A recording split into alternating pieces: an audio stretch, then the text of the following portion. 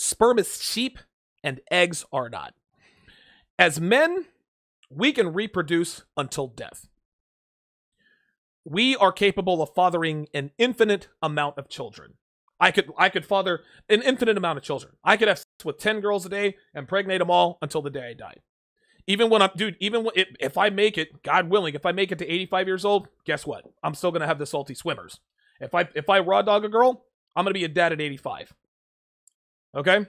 Not only that, men, we're much more, and I'll get into this a little bit later, we are much less discriminate about the women we have sex with. And I'm kind of jumping the gun here, but the point is that sperm is cheap. It's plentiful. We can reproduce from birth. Well, we can reproduce from, I don't know, from when we can start producing sperm. I guess the first time a kid jerks off until the day we die. So our reproductive life, dude, decades, 60, 70 years. Women, on the other hand, can only reproduce for a finite amount of time. When a woman is born, when a female is born, she already has the number of eggs for the rest of her life. She's born with all of her eggs. Okay? And even if a woman was born with infinite eggs, she can only reproduce for a certain amount of time because at a certain age, I don't know, like mid to late 40s, maybe 50s, probably even later than that, women go through menopause. And let's take it back. Even if women didn't go through menopause, guess what? Guys aren't trying to 60-year-old broads unless they're sick in the head. Unless, of course, they're 60-year-old men. The point is that there is far more sperm available than there are eggs. Women can only have a certain amount of kids for a certain amount of time. Once a woman gets pregnant, she's out of commission for 9 months. She has the kid, then she's got to wait another 3 months or whatever. I mean, I don't have kids, but I don't know, 2-3 months before she can fuck again. Even if she fucks them immediately. Now, okay, she's pregnant, that's another 9 months. As a man, dude, I can fuck a broad, get her pregnant. The very next hour, fuck another broad, get her pregnant. There's no wait time between my reproductive cycle. I can father an infinite amount of children. No doubt about it. This is the reason that men are far less discriminate about the women we sleep with.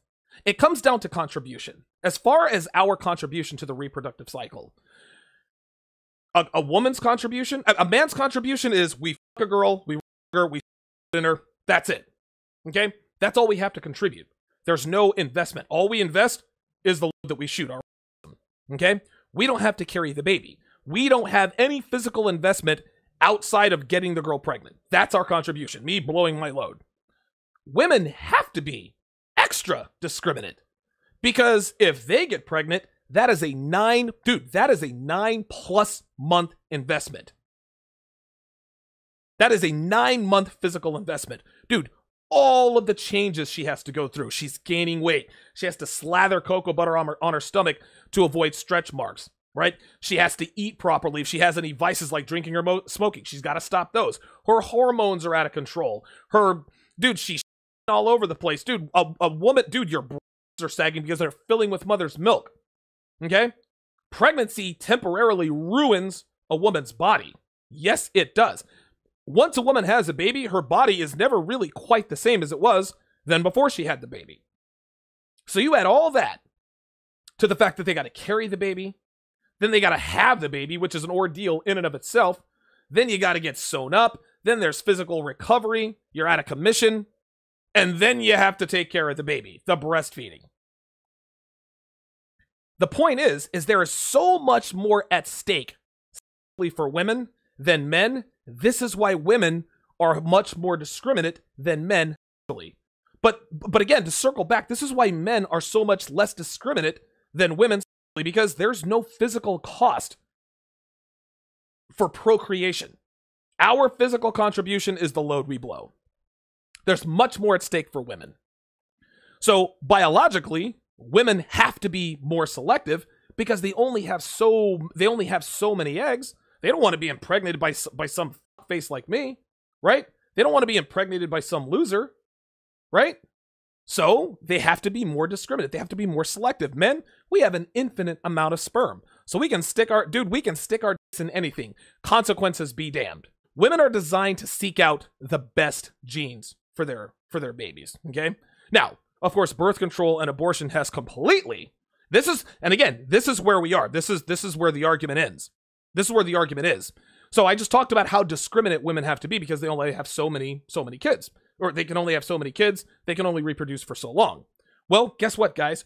Birth control and abortion has completely removed the need to be discriminatory about the men that they sleep with.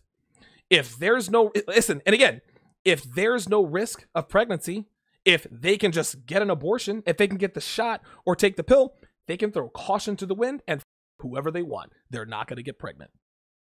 So let's give away what should be reserved for one man. That is their flowers, as it were. Women who act like men and men who act like women repulse the opposite sex. If you're a slut and you sleep around like men are designed to do, well, fuck you, but we're not going to commit to you. If you're a man acting like a woman who should be reserving your loyalty for one person, if you act like that, you're going to repulse women. Women are going to think, what the fuck is wrong with you if you're not getting laid? So the very first reason why studs are good, sluts are bad, is because sperm is cheap and eggs are not.